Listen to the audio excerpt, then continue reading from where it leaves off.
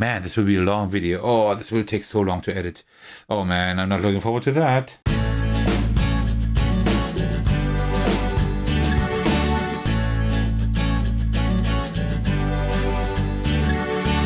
Hey everyone, this is Thecos, and I'm beyond excited to play through Aeon's End Beyond the Breach today. I've been looking forward to that for like a week or two.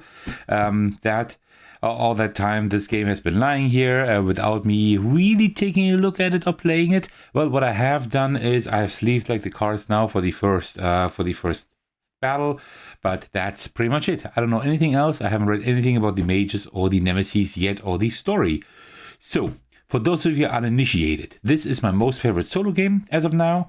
Has been for a few years. I absolutely love this. I own everything Aeon's End, and this is like the latest wave.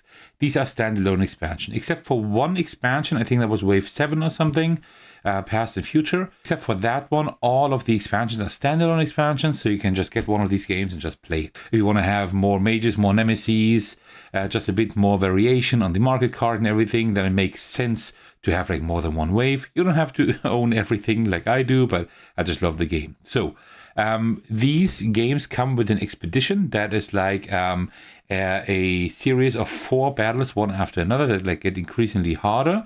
Now they've introduced a 5th battle, so now with this expansion you can also play 5 battles in one expedition. What I will do, I will play through the entire expedition on this channel. I will separate this into like 5 different videos. Today is video number 1 for the first battle, and then I will do battles 2 to 5 in different videos. What I will be doing is I will be recording this all on one weekend now. We have Friday afternoon today, and I will do this until Sunday afternoon, record all the videos in one go, because it's like easier regarding setup and teardown. It just saves me a bit of time to do it that way, and also like the videos are a bit more consistent. Another small disclaimer, and then we can finally get started with everything. This is the first Aeon's End series that I have recorded with my new 4K camera, finally, so I hope now the quality will be even better. Before that, I still used my old webcam. These videos you can still watch. I would also highly suggest you watch my other series on this game, because it's just an amazing game. It's always fun to see how I try to crack the nemesis. And yeah, also this will be really exciting. All right, so before we get started, as usual, grab yourself a cup of tea and let's do this. All right, there we go. So let me just first set up the game, the first battle, and then we can get started.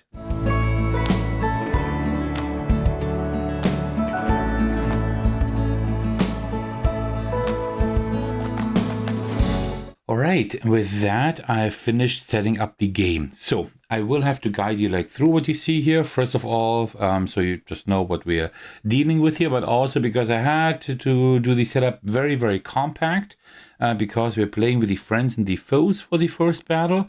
From the second battle onwards, I will not play with them anymore, right? I will just show them to you now, so you know how these work. And then the subsequent battles, I will do just one mage versus the nemesis. All right, let me show you what you see here. First of all, we have our 9 market cards here. These are usually put in a 3x3 grid on the table, but I have just put them in a line up here because that's the best way to record it. Also, I have a much better overview over what I want to buy. We have 3 gems here. We have 2 relics and 4 spells. That's always like the distribution of cards. Gems are used for usually gaining currency, which is like ether. Also, we have relics here. These are like just cards you just play and you do whatever it says on there. And then we have spells. These are attached to our breaches here, and we can like cast them in like subsequent turns in order to do damage or whatever like these cards do. Also, this is new for this expansion. We have now a deck of trinkets here. We cannot get these regularly, but these there are like specific effects that let us gain these. For example, I do have like one of these cards in my hand at the moment, in my deck. Then here we have the turn order deck. One of the most interesting aspects of Aeon's End is the turn order. It's not like a player nemesis. It is always like determined by this deck here. The nemesis has 2 cards in here, and we as the player have 4 cards in here. These are the new rules since season 3, I think, wave 3, New Age. Before that, as a solo player, you only had 3 cards in here.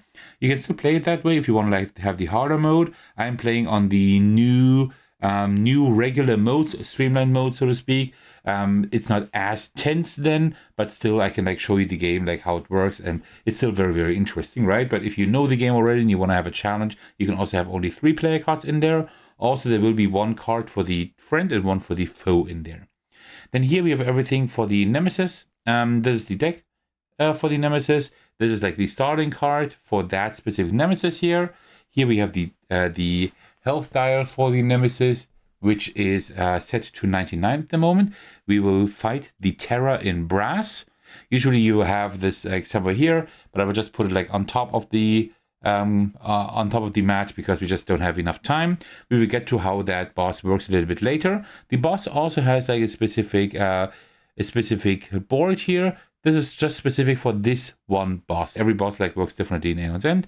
This one has like this board here, and we have like Nemesis tokens here that we can put on here, and this is like a marker. The Nemesis will like move up and then do specific things to us.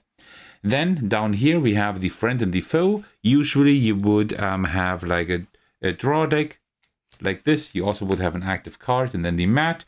I would just put them on top of each other. We don't see the artwork then as much, unfortunately, but this way I have it more compact.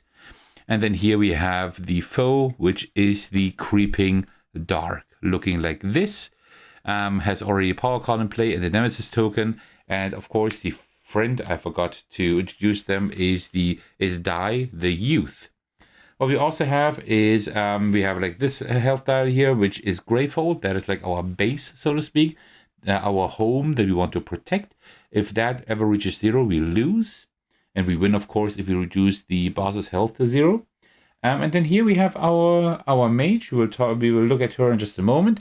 I chose to take Indira. There are 4 mages you can choose from, like when opening the box. We will unlock more mages as we go through this expedition. There are also more foes, friends, and nemesis.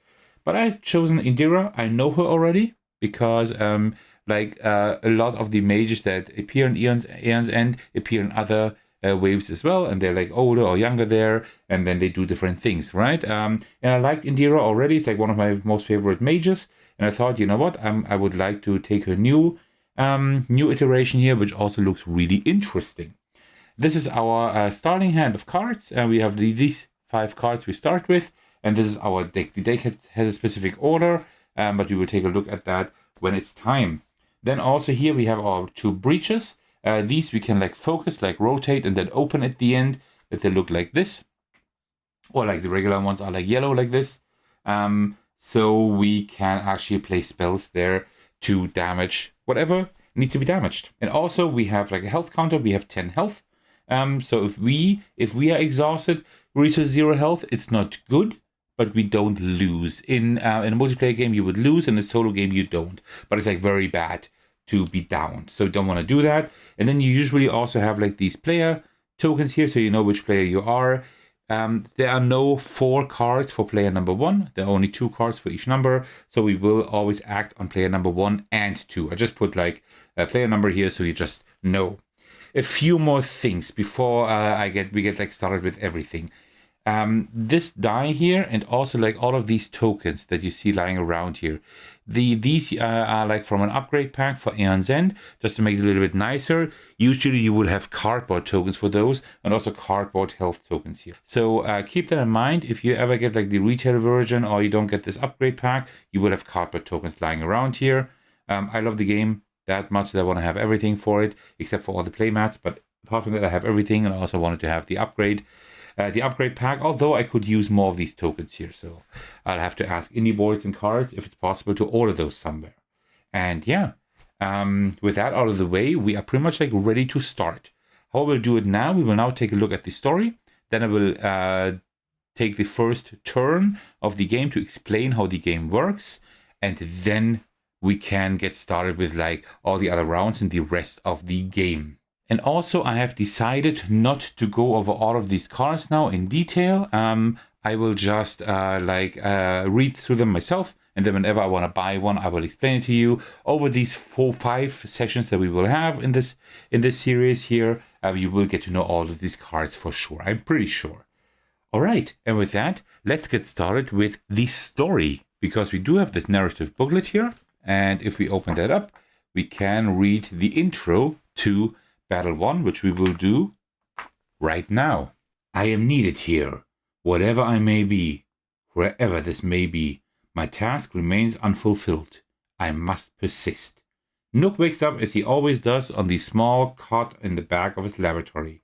Indira's been begging him to settle in properly now that they're in North Post to make himself a real home. Even Masra doesn't live in the library anymore, Nook. There's a balance to having a life. But truthfully, Nook has never felt more balanced.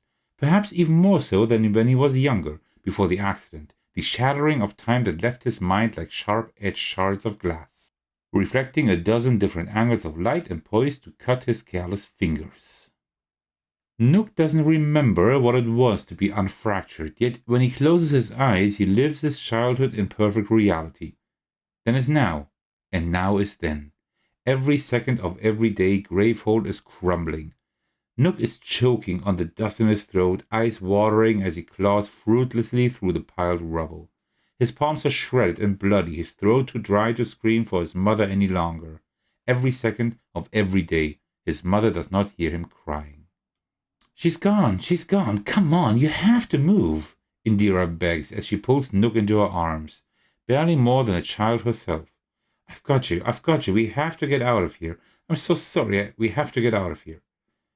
It's okay, Indira, you did everything you could. Huh? Indira is looking at him oddly from where she sits, cross-legged on the surface of his workbench. He's told her 1,000 times not to sit there. It could contaminate his experiments. Or has he told her at all? Where are you right now? Indira asks, rolling her eyes, and Nook is burying his face in the side of her neck. He's kissing the tips of her fingers. He's bleeding from a gash above his eye, and the blood is soaking into her torn shirt where he's held against her chest. The end. Nook lifts his orb, glowing brilliant and blue, to his island and twists it experimentally. And the beginning. That's a lot of places for one man to be, Indira replies as she hops down from the table. She rests a hand on top of the orb and it pulses beneath her touch, the void storm trapped within it struggling to rip free. Do you feel ready? You don't have to do this today, you know? Nook shakes his head. Today, yesterday, it's all the same. I think I've been ready since the day I died. Indira snorts, her lips twitching into a smile that fades as soon as it appears. Well, I can confirm you didn't die yesterday, you weirdo, and it won't be today either. Hush now, hush, Indira whispers into his hair as she rocks him gently. It's all going to be okay. The experiment at its core is simple. When Nook first created his orb, he had been trying to seal a portion of the void inside a container, a microcosm upon which further tests could be run to learn about how the void itself would respond to different stimuli. What he hadn't anticipated was that trying to absorb so much void essence at once would be impossible to control and take almost all of himself with it. It was almost as though his own magic was attracted to the same forces that pull in void essence. The orb is how he held himself together. First his magic, then his mind, but his essence was still scattered, stuck inside the timeless void essence filling his orb. Its proximity was the only thing keeping him even somewhat stable. Nook's hypothesis was this. If its ether alone could be extracted from the orb and returned to him, it may return his sense of relativity with it, and then perhaps he could live in the present again. This present. With Indira. Brace yourself, Indira warns as her hands begin to glow golden hot, nearby scalding his fingertips where they meet along the edges of the mystic orb. Nook can watch the magic beginning to flow inside her eyes, as brilliant blue as the fire within his orb. They both step forward, pinning the burning orb between their chests. Nook bites his tongue against the pain and tries to be empty, a black hole waiting to be filled. The orb gets hotter, brighter. Indira tries to say something, but Nook can't hear it over the tearing wind knocking her glowing eyes shut before he shuts his own. Desmodia turns her dark-eyed gaze back to Nook. You aren't where you're meant to be.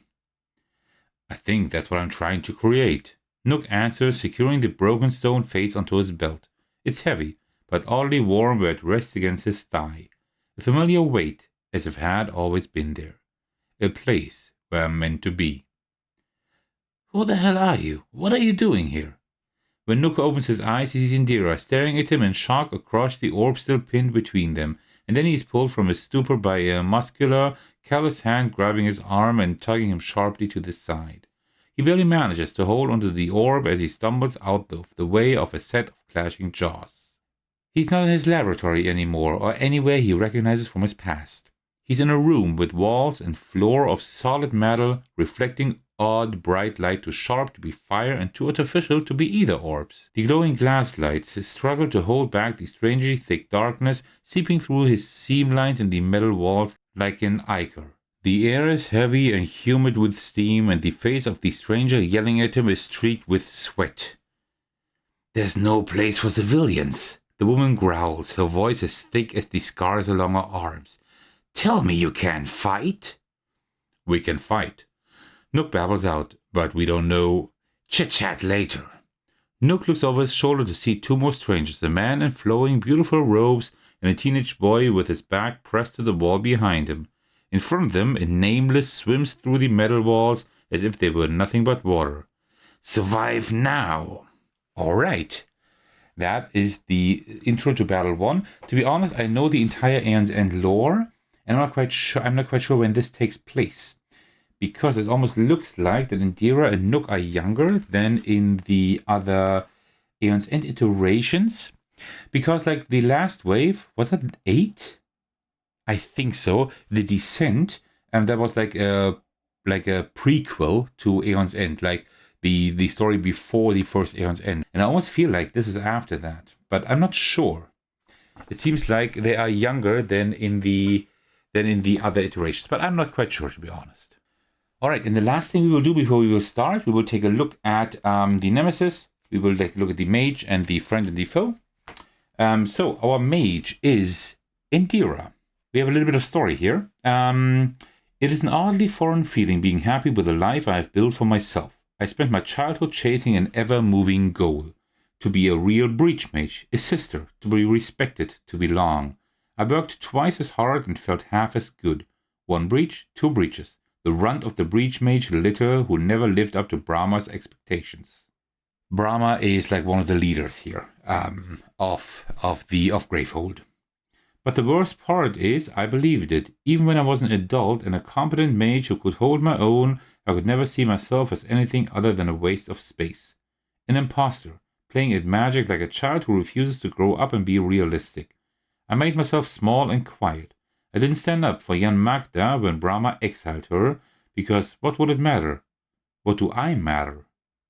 Actually, now that I think of it, this could also be like the latest part in the timeline. I'm not sure. Nook was the one who changed all that. He'd laugh if I told him, but it's true. That grimy kid I pulled from the ruins of Gravehold, always clinging to my leg, he needed me. Me and my pointless single breach and my messed up magic, that was what he needed. When he looks at me, I'm the hero I stopped believing I could be. He'd tell you that I saved him, but truthfully, I don't know what I would do without him. Alright, very interesting. This is like the first kind of relationship in the Aeon's End, I think, right? I'm not aware of any others. So, okay, she has like the special ability that she has like a special breach here, the transfer breach. With that, you can cast a spell and get it back into your hand, which is like that can be very, very helpful if you put a strong spell there. And also she only has 2 breaches. Usually you have 4, but she doesn't have breach 1 or 4, and none of them are open, right? So I need to like open them first before I can like effectively play spells. Also, I have taken the Banner of Vigilance into my hand. With this, I can like gain trinkets and also give the friend charges. Speaking of, our friend is Dai, the youth. Most kids my age are busy playing with friends, going to school, getting in fights. Meanwhile, I'm spending my golden years exploring this system. But you've got to be small and agile for proper scouting, and nothing else pays nearly as well. Okay, so that's like our friend who is like helping us. And then we have the Creeping Dark, which is the foe, which will not be helping us. There's a reason either glows and fire magic is the first thing we teach and initiate. Darkness is the first foe that everyone must face, and the creatures that bring it are almost certainly trying to obscure something that must be seen. Stake, the professor. Stake is, by the way, another character we could play right now. but I just didn't want to. I just chose Indira. And then we have the Terra in brass. This really cool lion creature here with the wings. Most citizens of Cinder Crown would assume that it is our advancements in technology which have paved the way towards a safe and stable civilization. Stronger magic, better weapons, indestructible iron walls to cower behind. Certainly a step above the old dirt and stone of Gravehold era structures, right? What they fail to consider is that for every year of preparation we take, our opponents have been given the same. Some nameless wield swords, some cast magic, and some even use those so-called indestructible walls against us. The Terra in brass is a poetic name, probably given to this monstrosity by some bureaucrat in a pretty office, who's never seen an ounce of void life face to face. The Terra swims through metal like water, using our own clever defenses against us. We built this system to be impenetrable, and now it'll take our toughest spells to even scratch this creature's hide. Aren't we so advanced? Aren't we so damn clever? Wolf, Strike Leader. Wolf is also a character that we could play.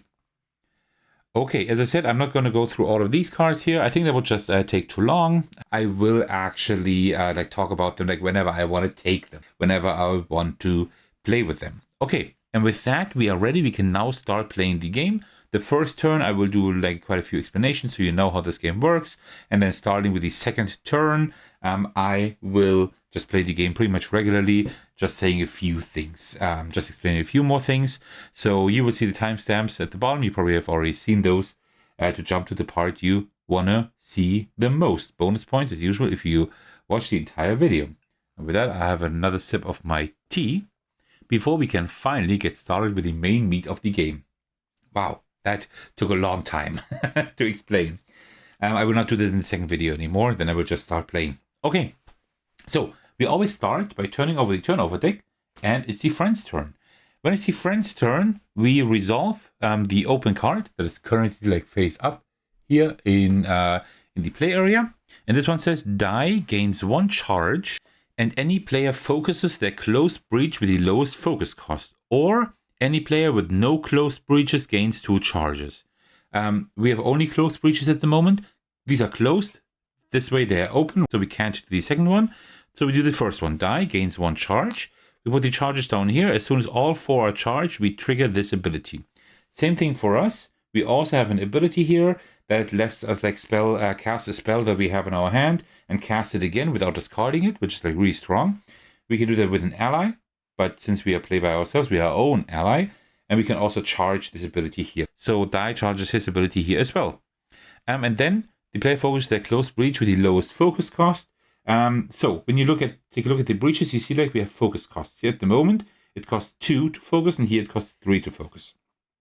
We can also directly open it, and this is the currency we have. This is what the crystals give, the ether, right? So we are able to focus this one once.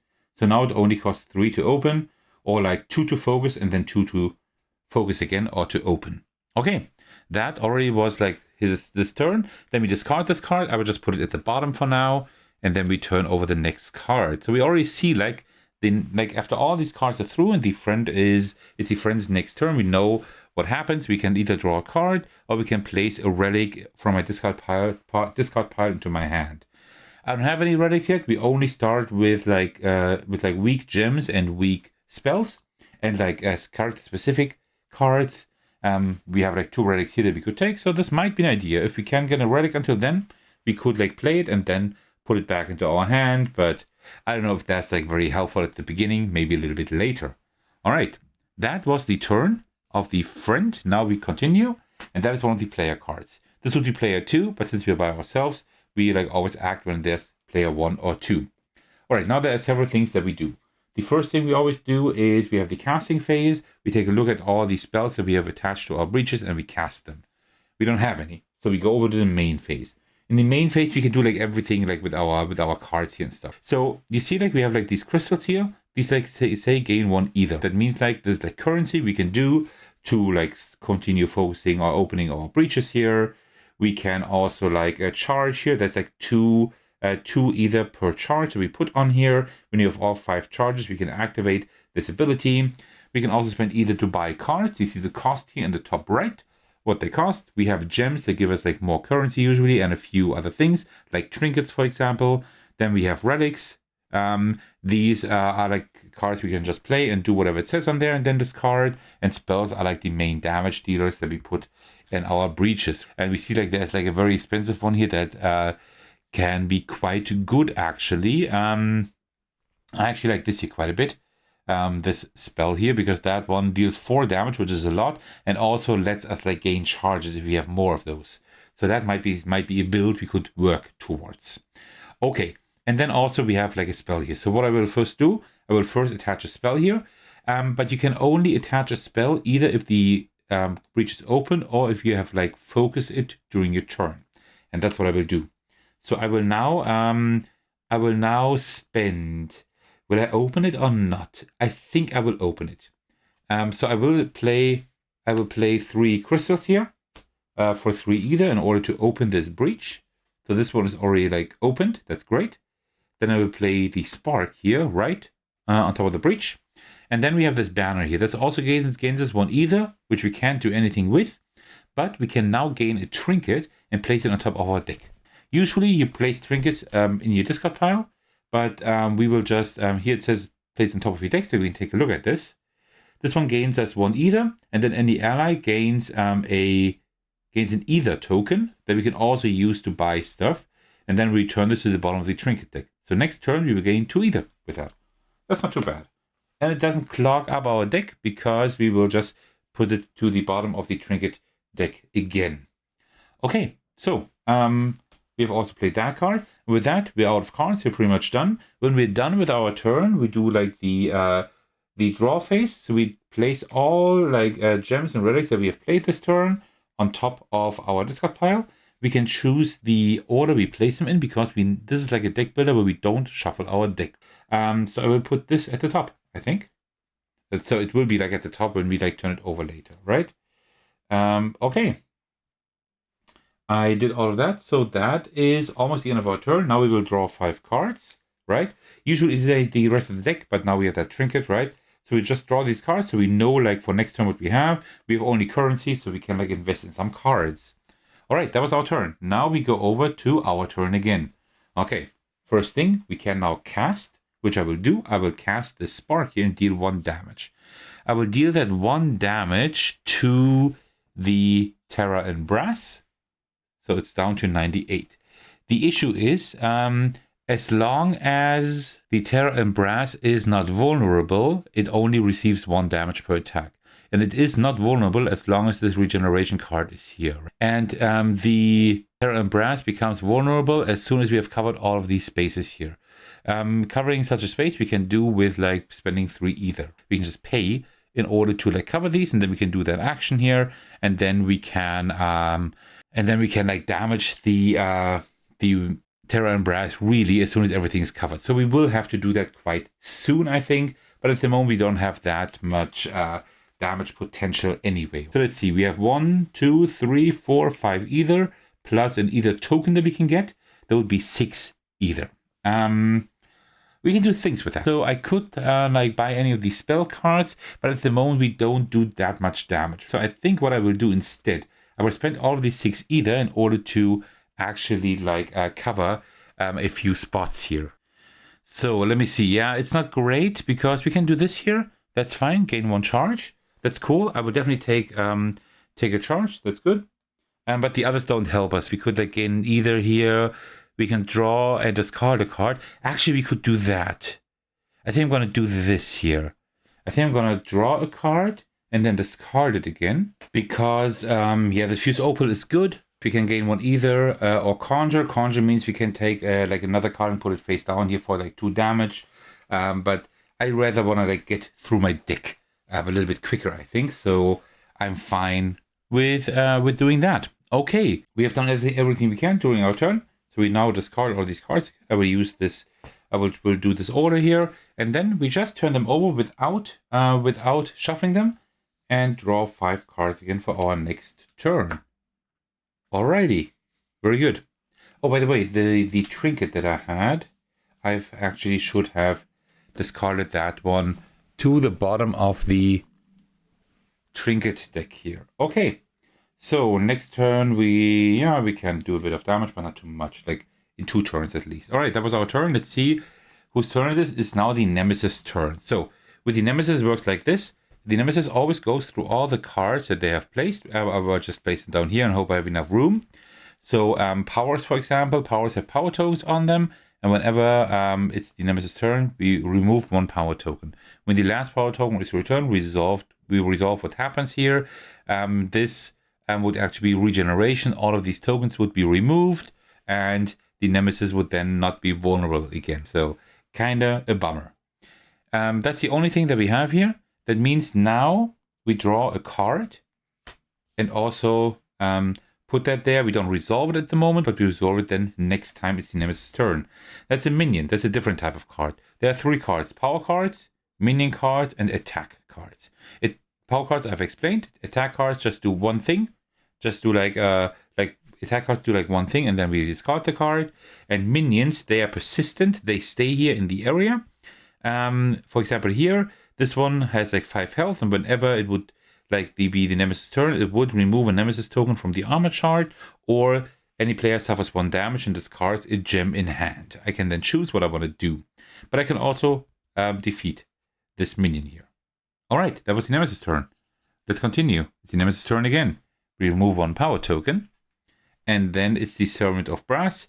Remove a Nemesis token from the armor chart. Yeah, I think I will do that, because I will not be able to do enough damage before the regeneration hits. So that's a shame. I didn't know that it would be like this difficult. So let me just remove this one here, I guess. Okay, but it doesn't do any damage at least. So at the moment, this minion is not very dangerous. Later on, it will be. So we will have to get rid of that some time. All right, these were the 2 Nemesis cards. So now it can only be like 1 foe card and 2 player cards. It is our turn. All right, so let's see. I will definitely attach a spark here. 1, 2, 3. I have 4 for either, and I can also get a trinket. With 4 either, I could do something. What I could do is I could get this Mega Flux Slice. That one's pretty cool. That one now introduces pulse tokens. These are new. And when I cast this, I either deal 2 damage or and gain 1 pulse token, or if I have 3 pulse tokens, I can do 7 damage. That is pretty cool, right? So I can like kind of charge that. That's also a very nice one to have. So I think 1, 2, 3, 4. You know what? I will actually do that. I will get this. And whenever you purchase something here from the market, you will just put it here in your discard pile. And also with this one here, I can gain a trinket and place it on top of my deck. This will be gain 1 either, and an ally gains an either token. The same thing that I just had. Same thing, I think. Yeah, okay, sure, why not? And if I do, the friend gains 1 charge. Okay, good. We are charging up the friend. That was my turn. So I will now remove. I will just discard everything and draw 5 cards again. 1, 2, 3, 4, 5. Okay, very cool. Let's see. That's the trinket for sure. And oh yeah, I can buy quite a few things. Not too bad. It is the foe's turn. We do the same thing here. We remove 1 power token, like for the Nemesis, and then we do whatever it says here. Add a power token to Spreading Shadow. Okay, so we add 1 back again. Any player destroys a card in hand that costs 1 either or more, or any player discards 2 gems. Oh, then let me not do that yet. Oh, do I actually have cards that cost 1 or more? I don't. So I will have to discard 2 gems. Yeah, I guess I will have to discard 2 crystals then. And with that, I have less money. That is very unfortunate. Okay, that was almost the foe's turn. The foe will now discard this one and draw the next card. And we'll charge up. Ooh, that is kind of rough. By the way, one more thing we can do is we can also spend either in order to remove a Nemesis token from the Creeping Dark, because the more Nemesis token, the more damage when actually all these power tokens are gone. Right? Like for each Nemesis token, it's 3 damage to Gravehold. So we might want to do that at some point. All right, the last card must be us. We don't have a whole lot. I will do the Spark. I will deal 1 damage to whom? To whom will I do that? I can start damaging them. I could also go for the minion, right? I could do that as well. You know what? Let me do 1 damage, the first damage to the minion. So what I forgot to do here is actually like put like also health tokens on the minion. I usually like just take a die here as well. So I did 1 damage to the minion. So that's 4. Okay. And then here I can take 3 ether plus 1 ether token. I will use that token immediately in order to gain another Mega Flux Slice. I would like to go a little bit into damage now, but I also need to buy some of these cards here. Okay, let me go into this direction here. That's fine. That was my turn. So we draw 1 card, then we turn this over and draw the rest. 1, 2, 3, 4. And I think that Trinket, I need to get used to that because trinkets are new. That's not like really like internalized into my flow yet here, but this one I always need to like discard to the bottom of the trinket deck. Okay, that was our turn. What we do now is, now we take all the turn order cards here, and those we actually do shuffle. So let me just give them a quick shuffle here, like this, and then see whose turn it is. It is my turn. Okay, very cool. Let me see. Okay, so we have the Mega Flux Slice. That's nice. I also need to open that at some point. That one does more damage. This one lets us cast more stuff. But also we need more here. I think that is pretty good. So I think 1, 2, 3, 4. Oops. 4 of those. Yeah. I think I will spend these 4. I'll put that one there. I will spend these 4 in order to get a Phosphor Nugget. That one gives us like 2 ether per card. And also we have the recall ability here that lets an ally, which is us, gain an ether token. And that's pretty interesting because like ether token, I haven't really explained that yet, but it's like a token you can get, but it will like be gone at the end of the turn. So you can just use it for 1 turn, but it's like 1 extra ether that you have. And also recall means as long as it's in your discard pile, you can use it once per turn, right? So I could also use it right now, but with that 1 ether token, I cannot do anything anyway. But yeah, that's pretty cool. And then also I'm able to gain a trinket and put it on top of my deck. I will do that. What do we have here? Clouded Trinket. You may cast any player's prepped spell. Return it to the bottom of the trinket deck. So we can like put a spell there and then immediately cast it. Okay, sure. I don't think this is going to help me a whole lot. But with that, since we did that, die will gain another charge, which is nice. Okay, that was our turn. So let me put all of that here. Draw 5 cards. 1, 2, 3, 4, 5. And then it's somebody's turn. It's the Nemesis turn. All right, the Nemesis will lose this power token here. And now we resolve this here. Remove each Nemesis token covering a space on the armor chart. And then set this aside. So we will now set this aside. That's good. And now we need to put like all of these stuff here on there again so that we can actually like damage them in a big way. And this one he says, remove a Nemesis token from the armor chart, or any player suffers 1 damage and discards a gem in hand. We cannot remove a Nemesis token from the armor chart, so we need to suffer 1 damage, down to 9, and discard a gem in hand. Yeah, I would just discard the cheapest gem that I have here. Okay. And then we draw a new card for the Nemesis. That's an attack. Unleash twice. Unleash. That means we always do that ability that says up here. It says, if regeneration is in play, the Terror Embrace Brass gains 5 life. Otherwise, advance the World Splitter track. So we go up here, and whenever it covers like one of these effects, we will have to resolve those effects. And then any player gains a charge. Okay, that's fine. I will definitely take one of those. Okay. All right, that was the Nemesis turn. So we discard this attack card. We don't need this anymore. And now it is our turn. All right. So we can do some damage here. I will do that. I will deal 2 damage. I will deal the 2 damage here to the Servant of Brass. 2 more damage and this one is gone. That's good. So let's see. The Spark. 1, 2. We can cast any player's prepped spell. Yeah. It doesn't really do anything, right? But I guess I will put the Spark here.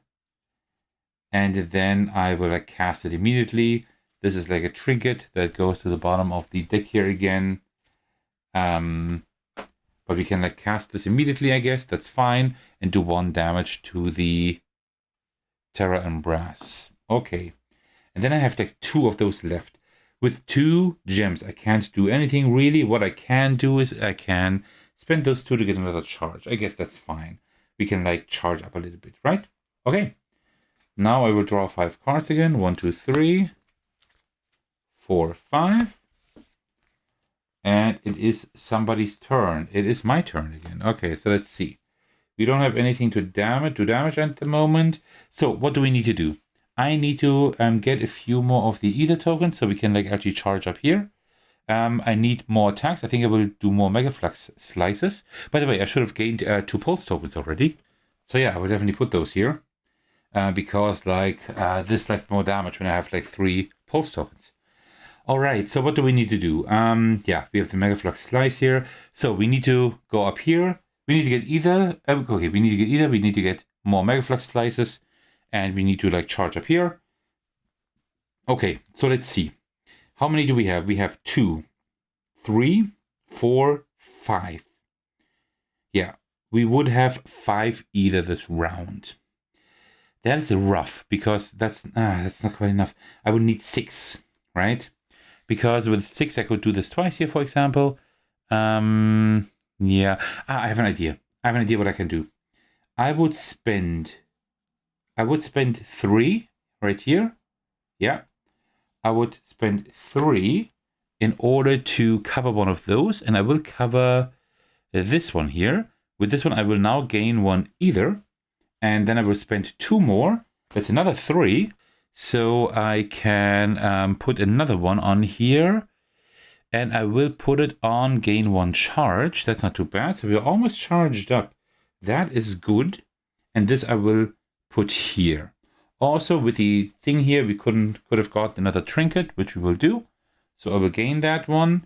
Any ally draws a card. Okay, so I can just draw an extra card. Okay, this doesn't really do a whole lot, but it gives the friend another charge. That's the important thing. And then we can do the like trigger that ability. Do we trigger it immediately, or do we do that when it's the friend's turn? Any player destroys a card in their hand or discard pile.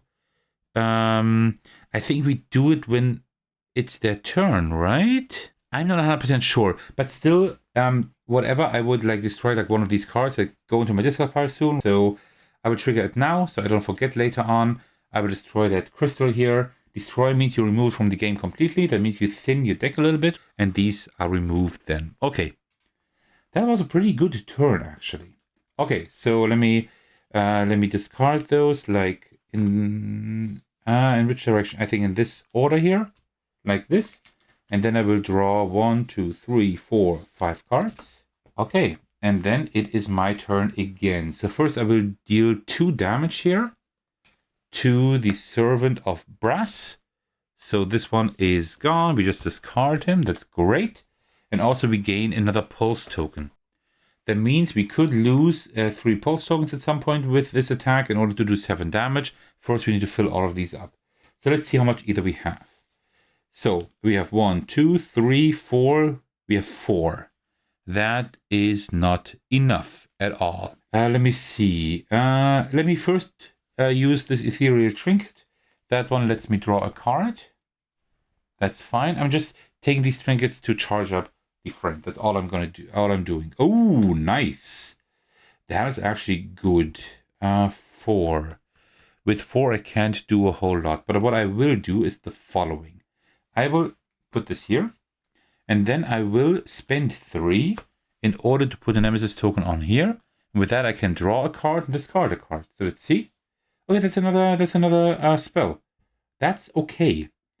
I would just then discard this one here, and I still have this one, so I will just keep it, I guess. Yeah, what should I do?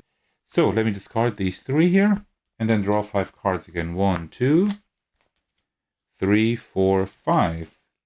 Oh, no, not 5. I will just draw 4, right?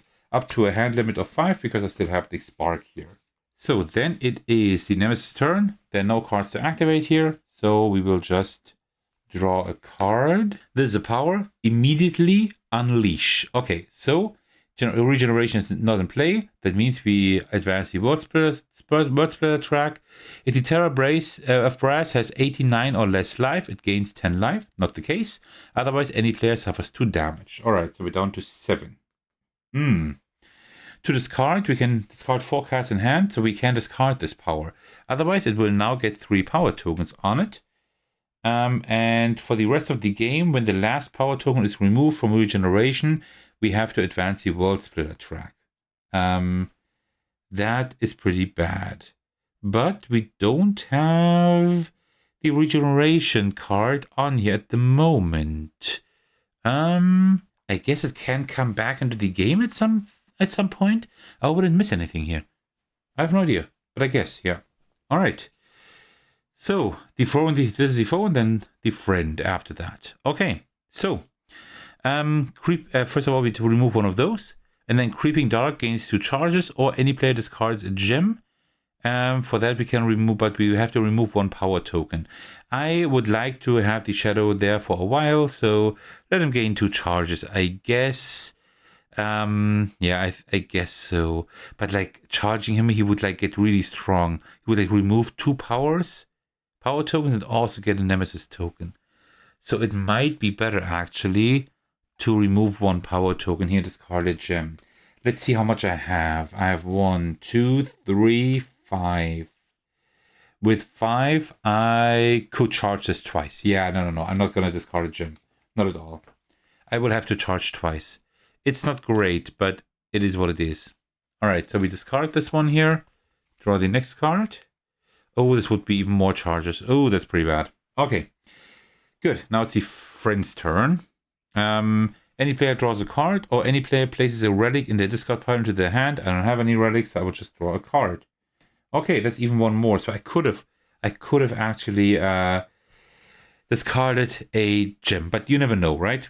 Okay, so we discard this one here as well. Turn over the next one, which makes him gain 2 charges. Okay, great. So now we take out of these and shuffle them again.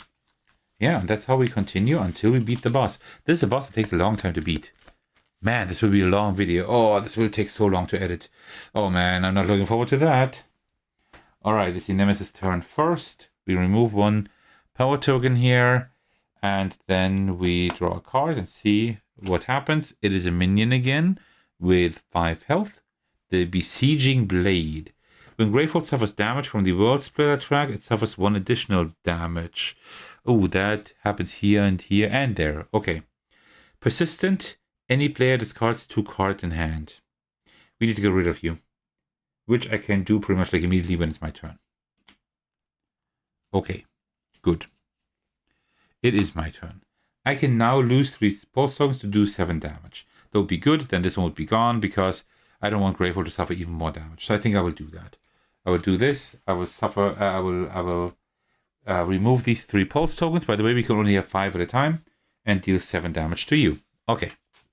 I think that was important because we cannot damage him that much anyway yet. But starting next turn we can.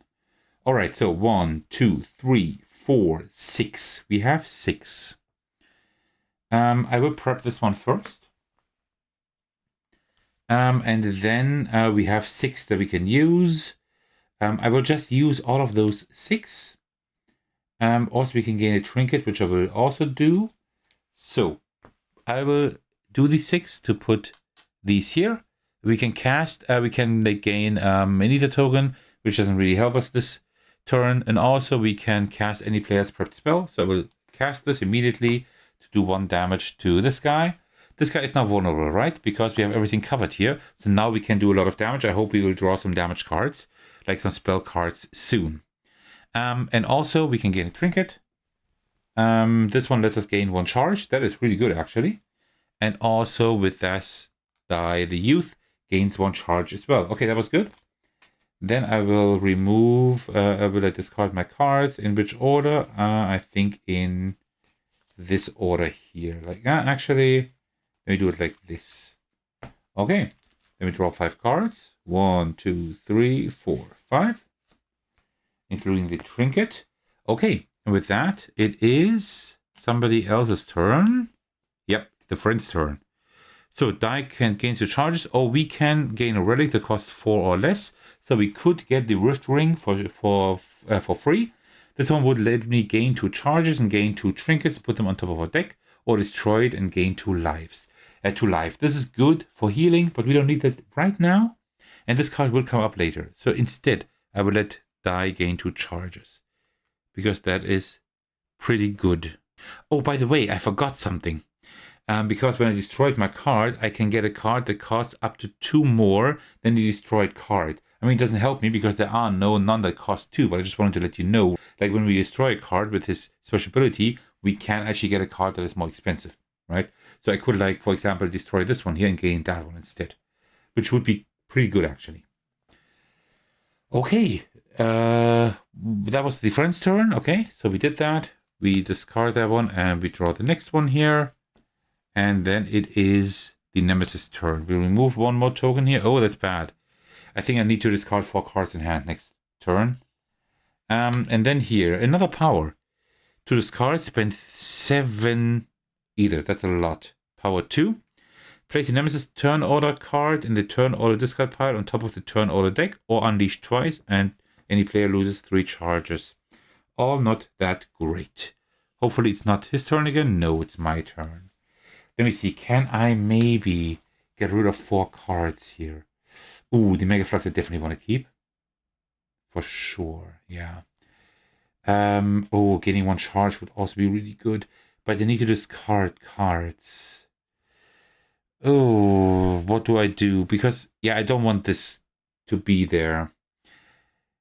Doing 2 damage would be nice, but it's also nothing that I really need at the moment, right? I think gaining the charge would be better. So I will actually discard these 4 cards here. I will use this one here in order to gain 1 charge. I think that's better. So that means we just put 1 more charge token here. Oops. So now I can cast a spell in my hand twice without discarding it. I don't have one, but I will just use it at some other point. This means this one is being discarded. That's good, because I think that one is quite dangerous. Actually, we don't really want that. Okay, that was my turn. Not a great turn, but I just had to do it. Okay, 1, 2, 3, 4, because we already have one in our hand. Had one in the deck, so we do have some damage stuff here. Okay, we also need to open this rift at some point. This one will really help us. I mean, this breach. Okay, so let's continue. It is the foe's turn. Creeping Dog gains 3 charges and add 2 power tokens to Spreading Shadows, which is really bad. Or any player discards a gem in hand that costs 2 or more. Do I have a Phosphor Nugget here? I do. Then I will discard that one. It's not great, but I need to do it, I guess. Okay, that was the foe's turn. By the way, we still need to remove 1 of those. I forgot that. Okay, I'm still having trouble finding a way to really do damage here, but we will now. I think now I will just open this and do loads of damage. Okay, so first, what I will first do is I will first use my ability here,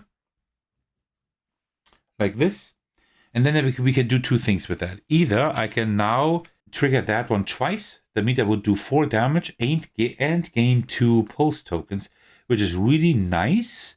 Or what I could also do is gain 5 either that I can use to get a spell.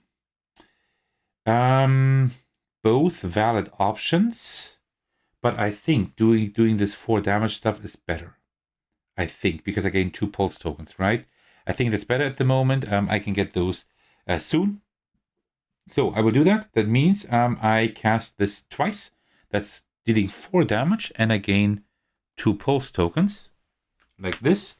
And we do 4 damage to this guy.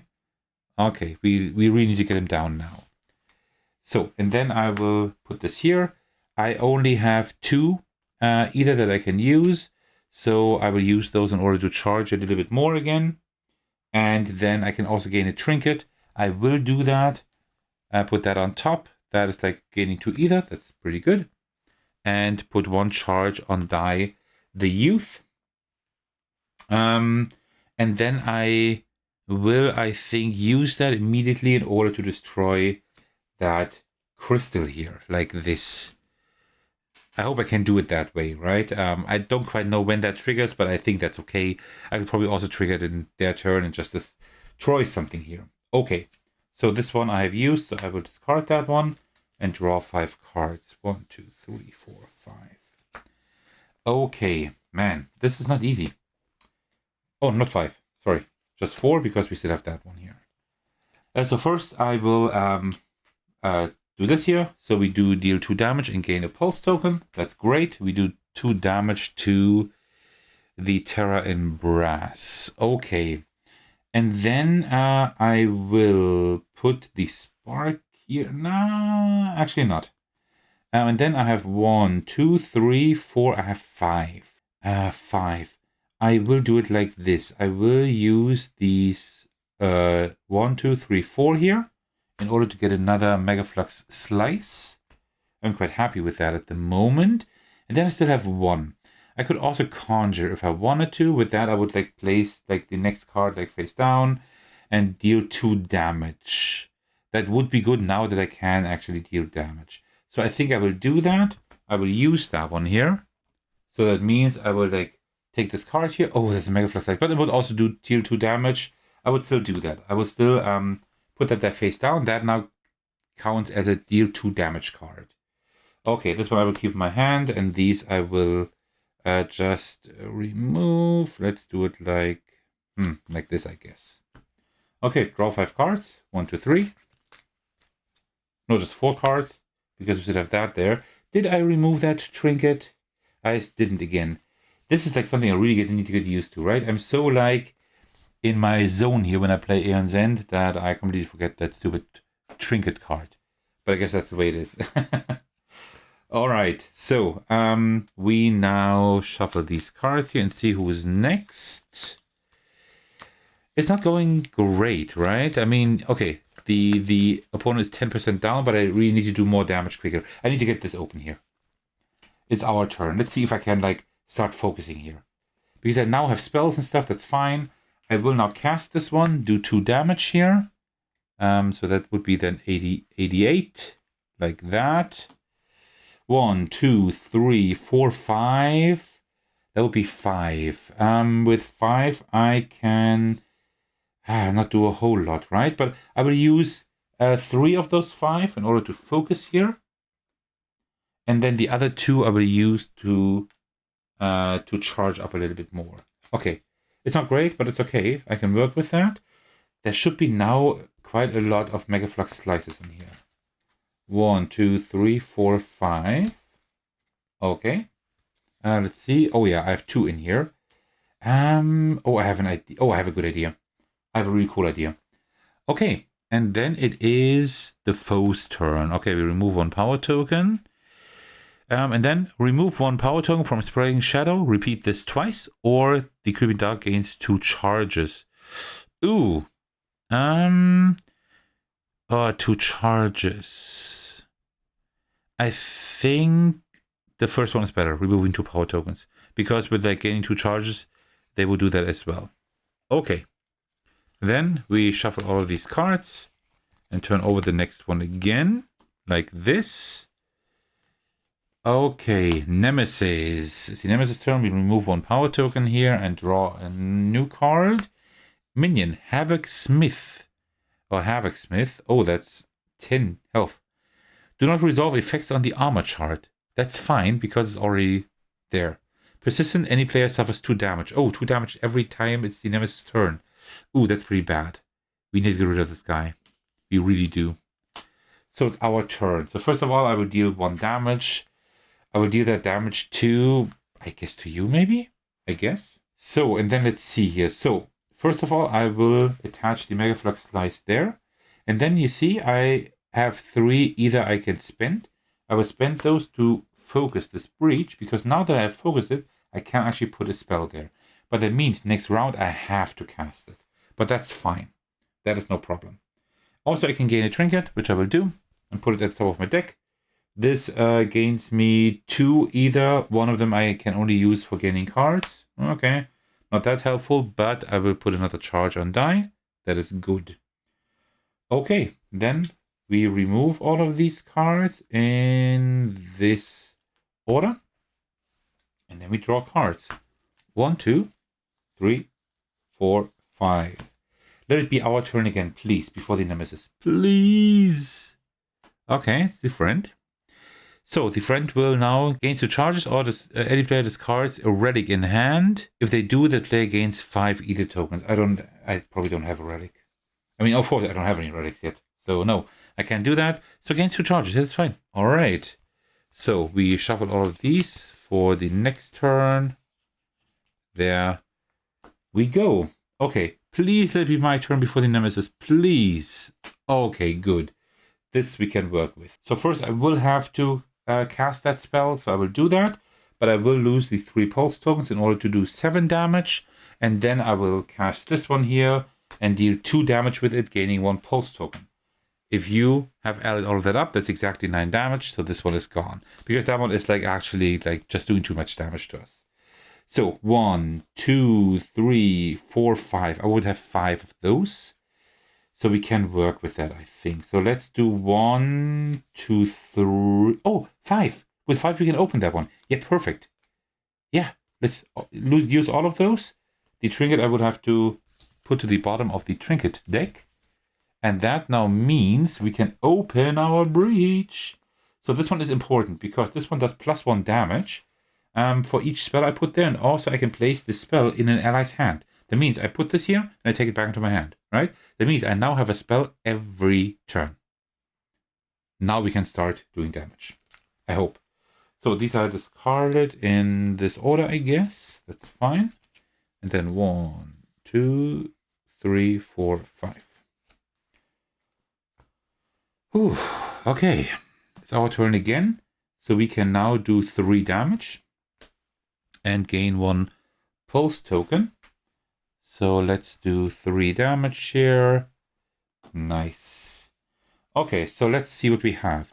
So now we have all of that here. I mean, we can also like spend 5 either in order to remove a Nemesis token, right? But that's not important yet. By the way, I made one mistake. I just realized there's one line that I didn't really read here. This one says double all damage dealt to the terror while it is vulnerable, right? So I think I only did like 2 damage or so while it was not vulnerable, I think. That means that would be like 13 damage. I would have done extra, but I'm not quite sure if that is correct. So I will just deduct 10 damage, right? To kind of make up for that. That explains why it has so much health. Okay, but I don't know how it gets that regeneration card back, to be honest. I understand. I made another mistake. Whenever he becomes vulnerable, which I've done, the regeneration card comes back into play. And also with like the 3 power tokens on here, right? So I'm not quite sure when this regeneration card would now trigger. I think it would make sense for the regeneration card to trigger next turn again. So I will just trigger that next time it's the Nemesis turn. Sorry for that rules mistake. I didn't quite understand that. That is like for a first boss in a new Aeon's End box, quite a complex boss. But now I understand it. Okay, there's a lot going on here with that one. So I'm sorry for that mistake, but at least I want to give you like the feeling of how this game plays, right? Okay, so let's see what we can do. So 1, 2, we do have 1 spark. That isn't great, but okay. 1, 2, 3, 4. With 4, we can't really do a whole lot, to be honest. Not really. I mean, you could get another Mega Flux Slice, right? I guess. Do we need that many? I mean, I don't know. We do have that ability of like getting this card now back into our hand all the time. I think I will just charge it up a little bit. 1, 2, 3, 4. Yeah, with 4 I will just charge up. I think that's a good idea. So, but then again, we could also do the conjure thing, right? No, well, you know what? I will just charge up twice. I think that's a good idea. Like this here. Okay. Then we discard all of that. Man, I still can't believe that I made these huge mistakes here, but yeah, at least I kind of fixed them, but now we know at least. So now it's the Nemesis turn. So now we do all of that properly. We remove that one. This one now removes all of these here. So now he's not vulnerable again. So we put that one back. So now the Nemesis is a lot more fun. Now that I understand how it works. And then this one here also. So we now place the Nemesis turn order card in the turn order discard pile on top of the turn order deck. That means it's like his turn again in just a moment. Or we can unleash twice, like go up here twice. And we could lose 3 charges. It would be kind of okay because we then wouldn't have to put the turn order deck there, the turn order card there, but it would now just gain 10 life. That would be pretty bad. But then again, we can like get it down quite quickly once we put all these stuff there. I think it's fine. You know what? Let's rather do that. Let's advance that twice. It will gain 10 life. We can get this back again. I think that's fine. Okay. Then we draw a new card. To discard, destroy a prepped spell that costs 6 or more. We don't have those. We would have to buy this one here. Otherwise, it would unleash twice. And Gravehold would suffer 3 damage. That's pretty bad. But okay, let's see. So, then we shuffle the turn order deck. And see whose turn it is next. Do a cut. It is... Oops. Now we already spoiled it that it will be my turn twice. Okay, so let's see. First of all, we will deal 2 damage. Let me see. I can do this, that. Okay, let's deal 2 damage to... Well, it's just 1 damage, right? To you at the moment. Okay, so I will definitely I will have to put you here, but I will not cast you next turn yet because we first need to get your armor up again. So that's 1, 2, 3, 4. That is not enough, but we can use that to put at least 1 token here. Let me do it differently. Let me just do 3 and then put you here so I can draw a card and discard a card. That doesn't do anything. Okay. Then this one I will just pay as well to do nothing. Yeah, that was a pretty dead turn, but I guess that's the way it is. All right, let's discard those. Draw 5 cards. 1, 2, 3, 4, 5.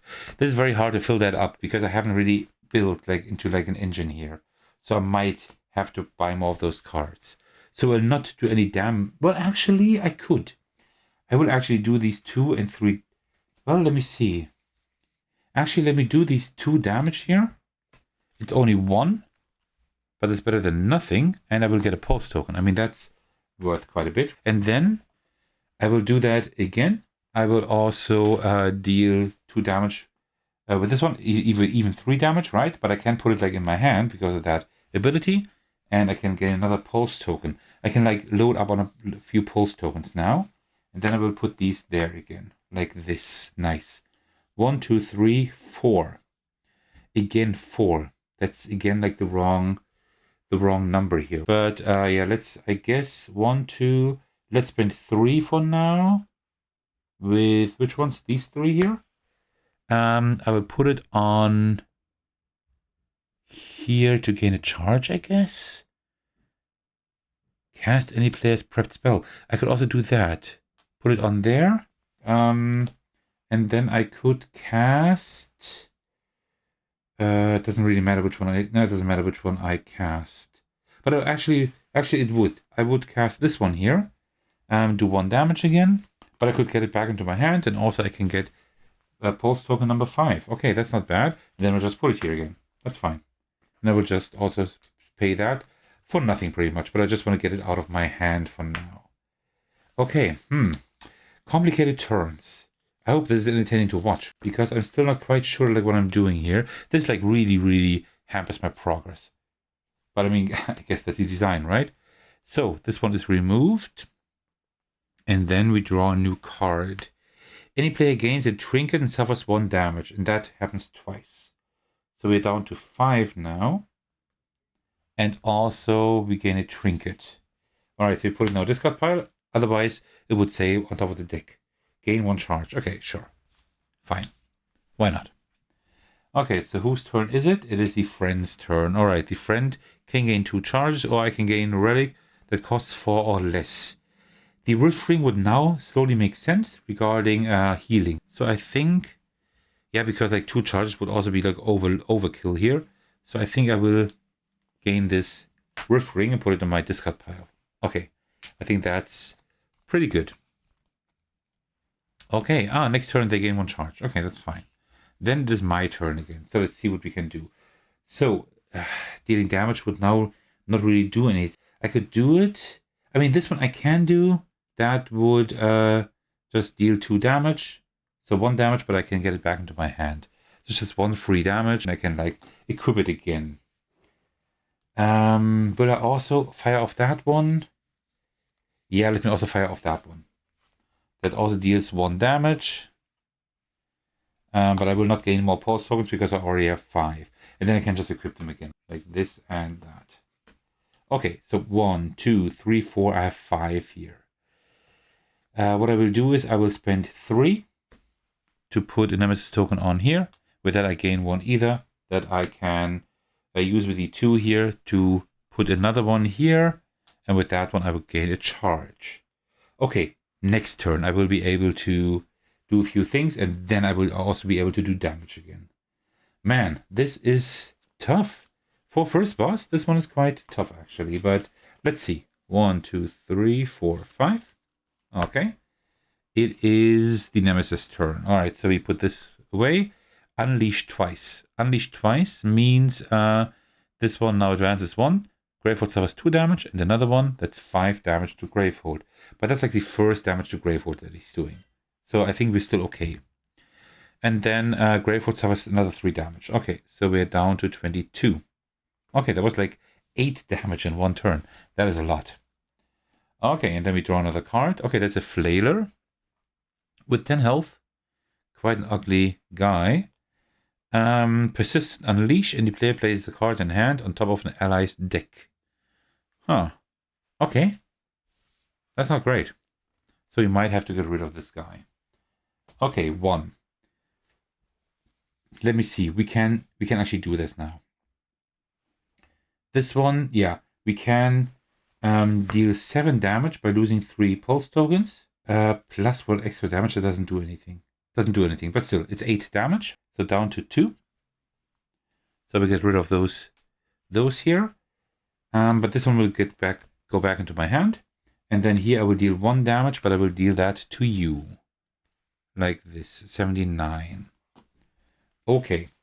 And then I will, of course, like put that one here again. And this one here. Like this. And then we have 4. So I will do 3 of those in order to put like a Nemesis token here. With that, I will gain a trinket for the top of my deck. Okay. Yeah, nice. And can put a charge token on here. I will resolve that in just a moment. And I will get another either. But that one doesn't do anything. So I will just leave it like this. So this one is now vulnerable. So we need to like do different things now. This one is now vulnerable again. So we need to put the regeneration back here with a power 3. So now we're on a timer to do as much damage as we can. Also, we put this one down here again, like this. And then also we can do this effect here, and we can destroy a card in our hand or a discard pile. This one was still in my hand. I don't really use this too much, but I think instead, do I still have? Yeah, I still have some of these crystals here. I will destroy that one. And then I could get like a card that costs 2, but there are none of those. Okay, that was a pretty decent turn, actually. I think that was pretty good. So let me just put that here, like this maybe. And then draw 5 cards. 1, 2, 3, 4, 5. Like this. Okay. Oh, I think it's the foe's turn, right? For each Nemesis token Creeping Dark has, Gravehold suffers 3 damage. Okay. So down to 19. It's getting close. Then Creeping Dark gains 1 Nemesis token. And then we put like 7 power tokens back on the card. 5, 6, 7. Just like that. And then we also trigger that one here. Creeping Dark gains 3 charges and add 2 power tokens to Spreading Shadow. Or any player discards a gem in hand that costs 2 or more. Do I have my Phosphor Nugget here? I do. Yeah, let me remove that one. I don't really need it at the moment. I need to do damage, so that's fine. So I could just discard that one. That is totally fine, actually. All right, so let's shuffle this deck and see whose turn it is next. Man, I still can't believe that I made that huge mistake at the beginning. Or these two huge mistakes, but now I got it and that's fine. All right. Man, this is a long playthrough. I've been recording more than 1.5 hours now, but let's try to finish this fight now. All right, so let's see whose turn this is. My turn. So now I can do damage. I will do 2 damage to you. That's exactly what this guy needs. I gain 1 pulse token, and then here I can now lose 3 pulse tokens to deal 7 damage plus 1. That's 8 damage, and I double that because he's vulnerable, so that's 16 damage. So, oh man, that is down to 3 and 6. Okay. So, and then I will put this back into my hand, and I will place it back immediately. Okay, and then also I will put this one here. Okay, we're doing stuff now. Here I can now gain 2 charges. Oh, wait, before I put it there. Before I put this there, I will trigger my ability here. And now I can cast this twice without discarding it. So I will do that. I will cast this twice. So I gain 2 pulse tokens again and do 4 damage to you. Doubled, right? So down to 55. All right, now, this will be cool. Next turn I can again do like 20 damage or something. Okay, so now I understood this boss. So this one here lets me gain 1 charge. I will do that. This is returned to the bottom of the trinket deck, and then this one here gains. I can gain like 1 either and an additional 1 for gaining cards. Doesn't do anything, so I will just like put it down there. That's fine. And this one here lets me gain 2 charges and gain 2 trinkets and put them on top of my deck. Yeah, let me do that. I will heal a little bit later. I think I'm still okay. Nothing really does like 5 damage to me at the moment, so I will gain those 2 charges. That's good for like creating like these pulse tokens. That's really good. And also I gain 2 trinkets, put them on top of my deck. Let's see what we have here. This one is the first one. I can cast any player's prepped spell. Well, I can do that like during a turn. Okay, that's fine. And this one here. Any ally draws a card, return this to the bottom of the trinket deck. Yeah, just a card draw. Yeah, that's not great. But okay, I can do that. That's fine. Okay, and then I draw 5 cards. 1, 2, 3, 4, 5.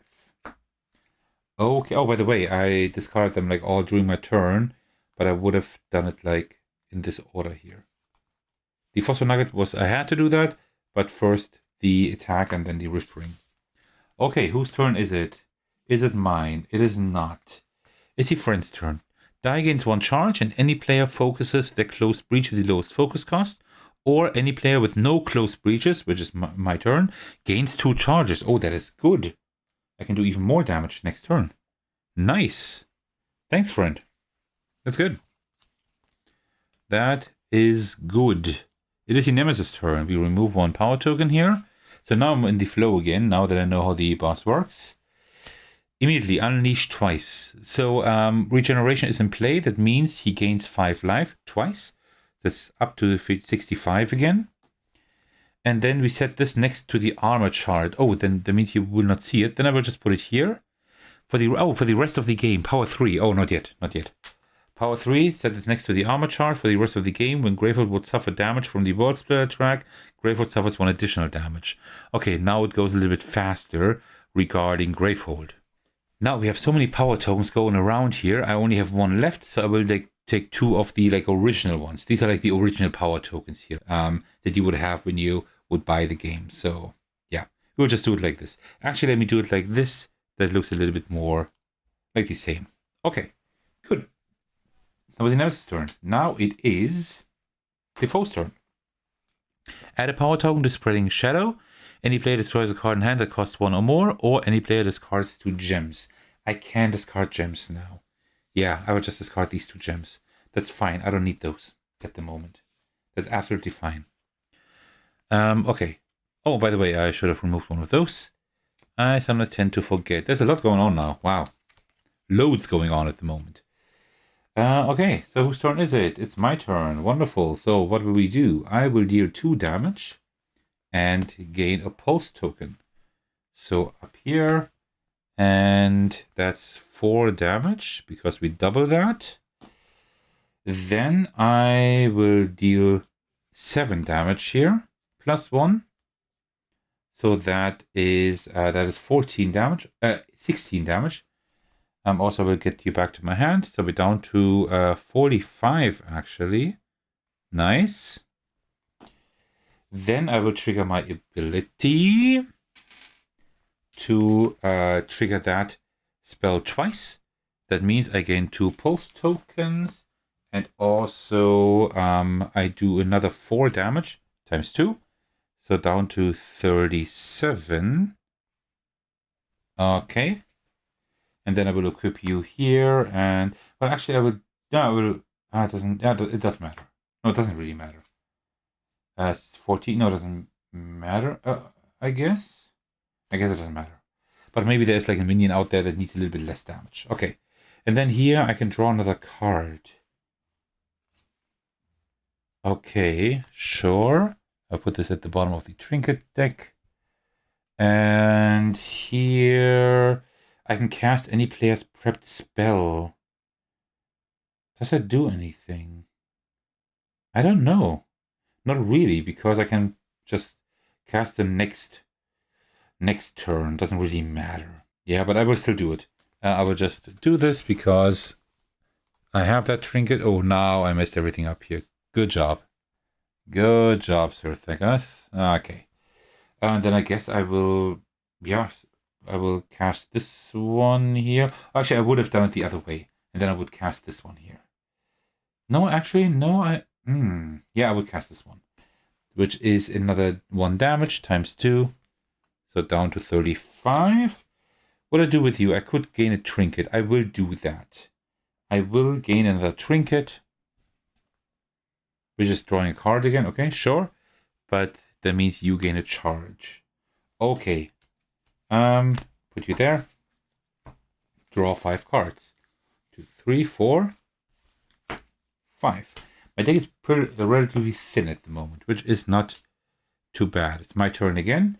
I will do this here. I will deal 2 damage plus 1. That's 3 damage times 2. So down to 29. And also I will gain a pulse token. That's good. Alright, so let me see. I have only 1 spell, really. Okay. 1, 2, 3, 5. But I can first play that trinket in order to get another card. That is the spell that I wanted. 1, 2, 3. I have 5 here. I have 5. You know what? I could charge up twice. I could also like get another Mega Flux and like do like more damage because I have the feeling I don't really have like quite enough spells. I could also take this one. This one just does 4 damage. That's also not too bad. You know what? Let me take this one here. Okay, and then I will do it like this. I might have an issue later on getting this back up, but I still have a little bit of time here. That's fine. 1, 2, 3, 4, 5. It is the Nemesis turn, so we move 1 power token each. And then another card here in attack. Unleash. So regeneration is in place, so 5 more health. That's up to 34 again.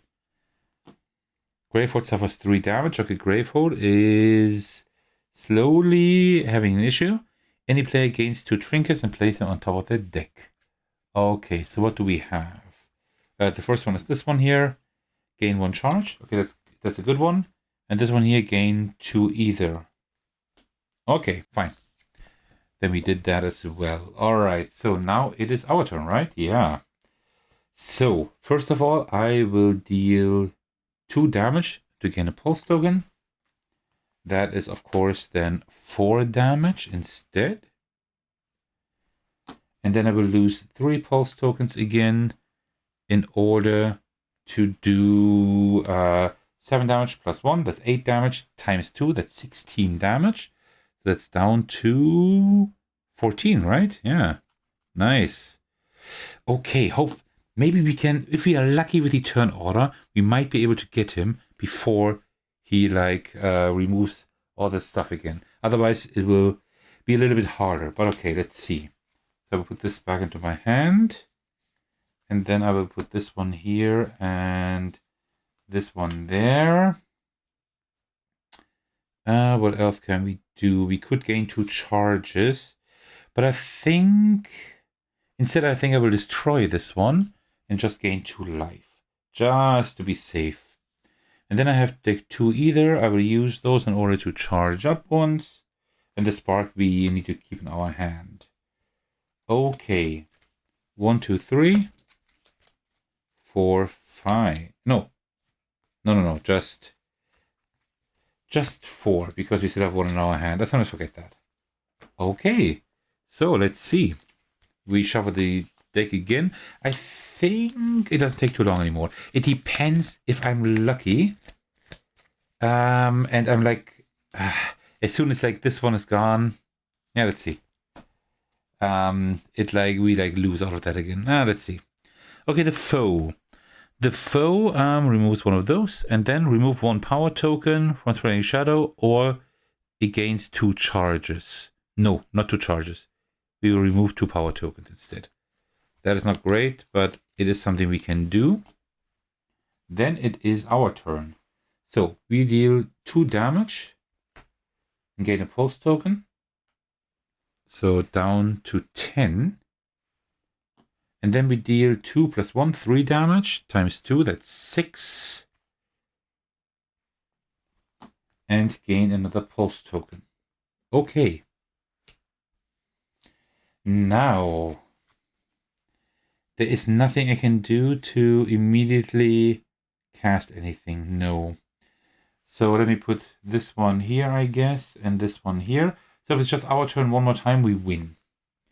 If we don't, it might take a little bit longer. So let's see. Maybe we're lucky and we get our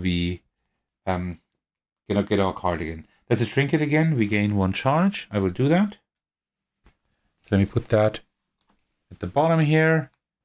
Then this one we need to keep in our hand. Here we would have 2 either. I will just use those. Let me discard them immediately here to gain another charge. But essentially now we just need to hope it's our turn. Or at least before the Nemesis turn, because then we win. That's it.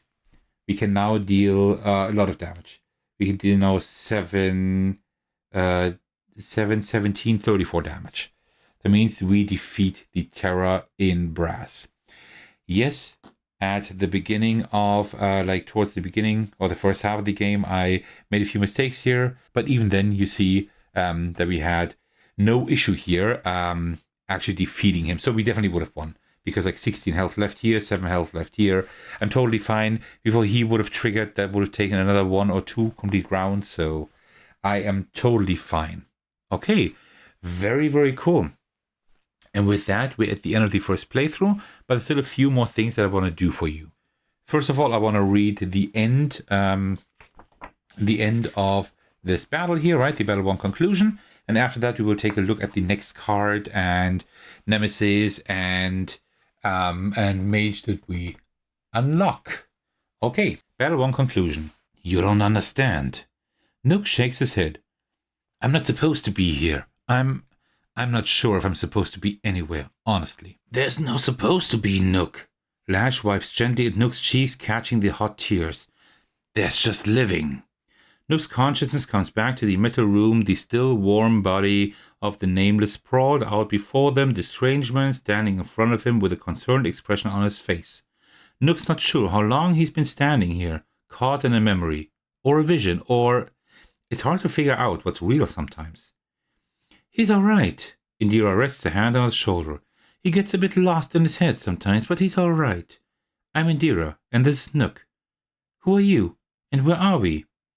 I'm Steak. This is Dai and Wolf, my strike squad. You're in the system. Steak shoots Indira an odd look as if he can't believe he has to say anything at all. The tunnels beneath Cinder Crown. Nook looks at Indira, used to feeling left behind in conversation, but she seems as confused as he is. What's Cinder Crown? Dai scoffs. What kind of idiot do you have to be not to not know about Cinder Crown? It's only the biggest bastion city in the world and the place you're literally in right now. Where'd you come from? Steak asks, suddenly a bit more cautious. The system should be hermetically sealed off from the outside. But we're sealed off from the outside world, isn't that the whole point? Indira asks desperately. Where are we supposed to go? Don't worry, child. There's paths to the surface even Brahma never knew of. Jan Magda rests a hand on Indira's shoulder. We will survive. That is what it means to be the people of Gravehold. Indira is staring at Nook. Steak and Wolf are staring at Nook. Dai looks faint. We're from Gravehold, Nook repeats. Well, now I know you're messing with us, Dai says, obviously trying to look confident even though his face is pale as bone. Gravehold hasn't existed for thousands of years. Steak. Wolf elbows her companion with great expression. Look what he's holding in his hand. Nook lifts his orb to his eyeline. It looks different than it had before, the void inside it swirling backwards in impossible channels. Like a waterfall flowing upwards. The blue glow is more intense, snapping and sparkling within its shell. As he watches, the glow is beginning to build slowly, the orb getting warmer in his hand. It can't be. Steak's eyes reflect the brilliant blue glow with greedy wonder. All our hypothesizing, all our theories, and yet already cracked thousands of years in the past. Cracked what? Indira asks, confused and exasperated. Steak grins, teeth tinting blue in the orb's eerie light. Time travel. Okay, that explains what I've been saying towards the beginning of the video, that I don't quite understand where we are here, right? Because it looks like earlier and later and cannot, and no idea. I don't know. It's like really confusing. So yeah, that would make sense. So now we're done with the battle completely. Now it says open deck 1D and add all of the cards in a deck to your barracks. Let's do that by taking these cards out of here. So stop the front and back. Okay. So now we are actually unlocking things here. Okay, so we have like new relics here, Omen Loop. Oh, we can now develop cards again. Okay, interesting. We have Vertification, a new spell, and we have Eternity's Echo, a new spell as well. What I usually do when I play an expedition for the channel here, I've done that before and I will do it again, is that I take like this card here, for example, that is a relic, and I will look at the cost, that's 3, and I will replace it with the same cost. If it's like, if this cost doesn't exist, I will just do an adjacent one. So this one would go here instead of the Rift Ring, which is a shame. That one was a great one. The 6 here I would put for the Vitrification, so we don't have the Storm Fury Eruption anymore. And this one I would put right here. These would be like the ones that I would be replacing. All right. And with that, we're pretty much through. We will also unlock a Nemesis and a Mage, which I kind of said we would do now, but we will do that in the next video after we read the intro to the next battle. And with that, we're at the end of the first battle of the expedition for Aeon's End Beyond the Breach. Excuse again that I was a little bit confused towards the beginning regarding the boss, but yeah, now I'm back at it again. The next battle should be a lot easier. So, well, thank you so much for watching, for seeing to the very end. I hope you enjoyed this video. As usual, I would like to thank you all for your support, especially want to give a shout out to my generous patrons. The biggest thanks go to Thecos for supporting me at the highest tier. Thank you so much for that, I truly appreciate that. You can also support me by watching, liking, and commenting on my videos, subscribing to my channel, support me on Patreon, and joining my Discord server to hang out with me and my amazing community. Alright, thank you so much for watching, and I will see you in the very next video on my Discord server. Take care everyone, stay safe, and cheers.